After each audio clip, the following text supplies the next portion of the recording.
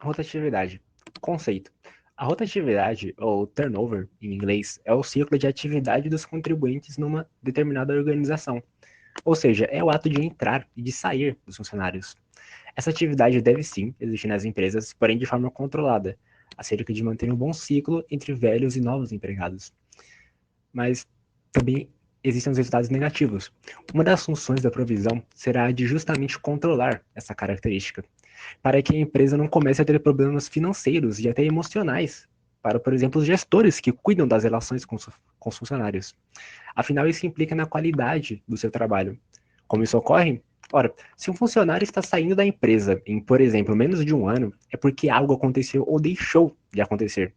Logo, o gestor ficará sem entender o que está vindo em sua gestão para que muitos empregados estejam saindo da empresa, num período num curto prazo, causando assim um desgaste emocional para o mesmo e potencialmente um prejuízo financeiro para a empresa, pela falta de funcionários que estão permanecendo lá. Vale ressaltar que a rotatividade deve ser um fenômeno de exceção. Ela vai sim ocorrer, porém em momentos onde não há controle sobre tal, como cenários de uma crise, por exemplo, onde haverá a saída de funcionários de qualquer maneira. Como solucionar essa alta rotatividade? Primeiramente, será válido saber o percentual de rotatividade existente. Para isso, usamos a seguinte fórmula: quantidade de entrada de funcionários mais a quantidade de saída de funcionários dividido por 2 dividido pelo total. Isso se deve no período de tempo. Você previamente vai definir, por exemplo, um ano. Neste um ano, você vai usar essa fórmula para saber qual está sendo o índice de rotatividade nesse período. Então, para desenvolver a questão, vamos supor que a rotatividade de uma determinada empresa está sendo de 50%. Um número altíssimo, dado que um número aceitável de uma rotatividade saudável seria de cerca de 10%. Com base nisso, poderemos criar as possíveis soluções. Primeiro, conversar com o empregado que sai sobre os motivos para tal.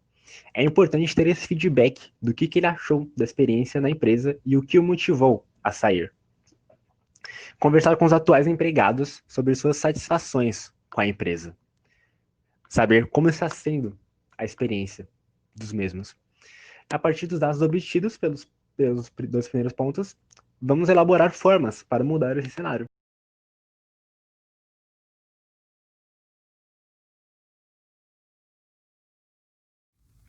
Planejamento. Planejar recursos humanos é antecipar sobre o tipo de força de trabalho e os talentos necessários para atingir os objetivos organizacionais num determinado tempo ou período.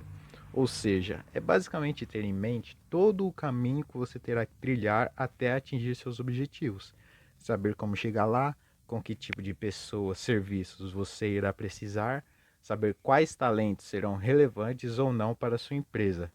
Sabendo que o mundo vive uma constante mudança, os objetivos também podem sofrer mudanças, e, consequentemente, os serviços que antes eram necessários para você podem passar a não ser mais. Planejamento possui 4 modelos básicos que podem ser seguidos. São eles: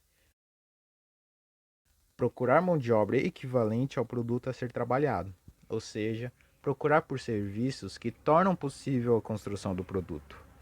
Requisitar mão de obra de acordo com os cargos ou funções necessárias. Como já sabemos, existem cargos diferentes dentro de uma empresa, ou seja, devemos saber escolher o serviço que caberá de acordo com aquele cargo em que estamos procurando contratar. Substituição de postos é um modelo que recebe os nomes de mapas de substituição ou organogramas de encarreiramento para o planejamento de funcionários. Vegetativo sem plano de expansão. Trata-se de um modelo vegetativo e conservador, de natureza contábil e quantitativa, adequado para organizações estáveis e sem planos de expansão, nas quais a preocupação é apenas preencher as vagas existentes e dar continuidade ao cotidiano. Ou ainda um modelo integrado, que junta todas as alternativas anteriores.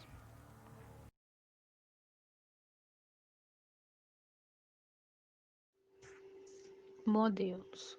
Modelos baseia-se na procura estimada de produto ou serviço. Baseia-se na maior ou menor busca pelo produto ou serviço, levando em consideração as vantagens que ocorrem em fatores como tecnologia, produtividade, disponibilidade externa e interna de recursos financeiros e disponibilidade de trabalhadores existente na organização.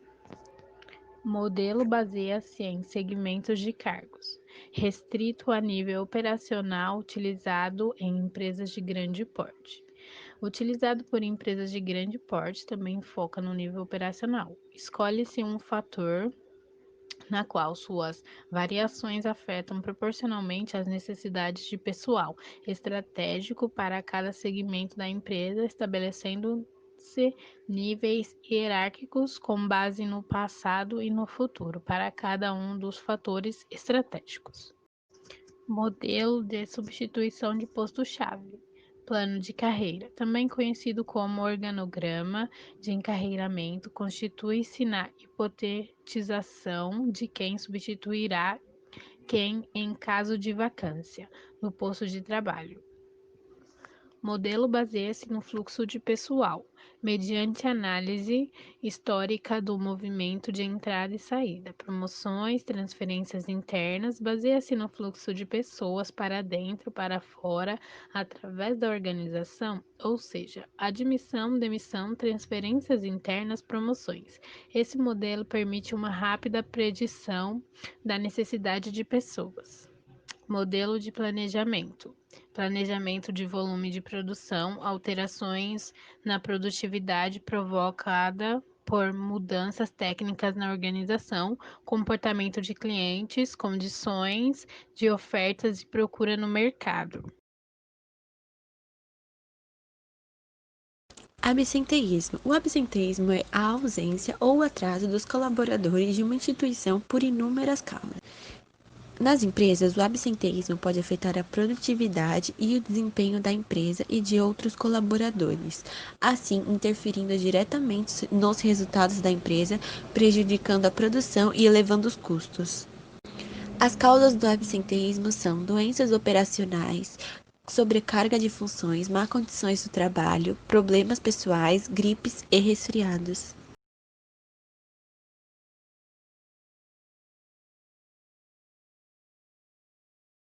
Provisão. É uma das etapas dos subsistemas de RH, a primeira, na verdade, responsável pela seleção e recrutamento das pessoas para uma empresa. É a partir dela que serão criadas formas para atrair candidatos, estabelecendo bases para qual tipo de pessoa é necessária para o objetivo em questão, e elaborando a forma pela qual se dará o processo seletivo. Recrutamento e seleção. Recrutamento consiste em um processo que visa atrair candidatos potencialmente qualificados e capazes de ocupar cargos com eficiência dentro da organização. Portanto, podemos dizer que o recrutamento é a porta de entrada de todo e qualquer funcionário para a empresa. Por isso, a sua grande importância para todas as organizações.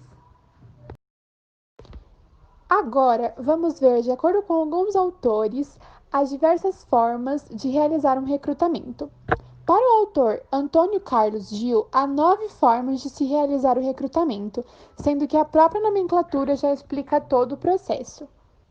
Sendo elas recrutamento dentro da empresa, cartazes, recomendação, pessoal dispensado, agências, associações profissionais, anúncios, caça-talentos e internet. Já para Hidalberto Chiavenato, há 3 meios de recrutamento: recrutamento interno, recrutamento externo e recrutamento misto. O recrutamento externo é a busca no mercado de trabalho pelo profissional ideal para a vaga em aberto. Pode ser que a empresa esteja procurando pessoas novas ou até mesmo ideias para acrescentar à empresa, ou então que não tenha encontrado um funcionário com características necessárias para a vaga. Algumas vantagens do recrutamento externo são a diversidade na escolha, o fortalecimento da cultura organizacional, aumento da visibilidade da organização no mercado de trabalho, valor agregado à empresa com a entrada de um novo profissional. As desvantagens do recrutamento externo. É um processo que custa mais caro à organização, pois demanda mais etapa e mais tempo para que o resultado seja efetivo. E se o processo não for conduzido da maneira correta, com as ferramentas corretas, o risco de erro na contratação aumenta, gerando prejuízos à empresa. O recrutamento interno é a seleção dos talentos já existentes na empresa, com o aproveitamento das habilidades conhecidas e desenvolvidas nos departamentos. Algumas vantagens: o processo é mais rápido e com menor custo, pois tudo o que é necessário para a seleção já está disponível na empresa. Aumenta a motivação e o engajamento, já que os candidatos se sentirão valorizados por terem a oportunidade de mostrar seu potencial. Algumas desvantagens: as opções são limitadas e pode causar desmotivação nos candidatos que não forem aprovados. Recrutamento misto é quando a empresa divulga a nova oportunidade para os talentos internos e externos, e eles vão concorrer à vaga de acordo com as competências exigidas pela companhia. Algumas vantagens: a empresa se beneficia com a descoberta de novos talentos, sejam eles internos ou externos. Aumenta a qualidade da equipe que vai receber o novo colaborador e incentiva os profissionais a se desenvolverem, o que gera motivação e engajamento. A desvantagem é que o RH precisa ter muita cautela ao conduzir esse tipo de processo, pois os candidatos externos podem se sentir em desvantagem com relação aos profissionais internos, e esses talvez se sintam inferiores, pois não apresentam a mesma motivação que os do mercado.